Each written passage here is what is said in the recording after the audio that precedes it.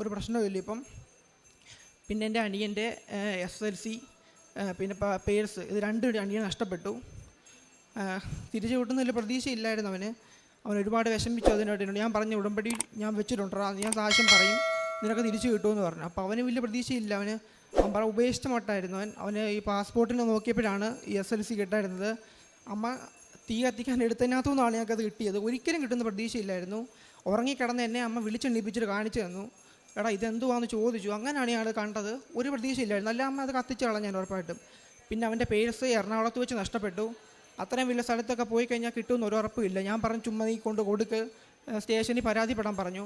അവൻ കൊണ്ടുപോയി പരാതിപ്പെട്ടു. ഞാൻ പറഞ്ഞു എടാ കിട്ടിയെന്ന് പറയാം, ചിലപ്പോൾ ഇല്ല. എന്നാലും ഞാൻ പറഞ്ഞു ഉടമ്പടി വെച്ചിട്ടുണ്ട്, ചിലപ്പോൾ ആ ഫലമായിട്ട് കിട്ടിയാലേ ഉള്ളൂ, അല്ലാതെ ഒരിക്കലും കിട്ടുന്ന പ്രതീക്ഷ വേണ്ടെന്ന് പറഞ്ഞു. അതിൻ്റെ ഫലമായിട്ട് അവന് 2 മാസം മുന്നേ അവൻ്റെ പേഴ്സ് സ്റ്റേഷനിൽ നിന്ന് വിളിച്ചു പറഞ്ഞു ഷാനുവർഗീയത്തിൻ്റെ പേഴ്സ് കിട്ടിയിട്ടുണ്ട്, വന്ന് കളക്ട് ചെയ്തോളാൻ പറഞ്ഞു. പിന്നെ ഞാൻ ഏറ്റവും വലുതായിട്ട് വെച്ചാണ് എൻ്റെ അമ്മയുടെ അസുഖം.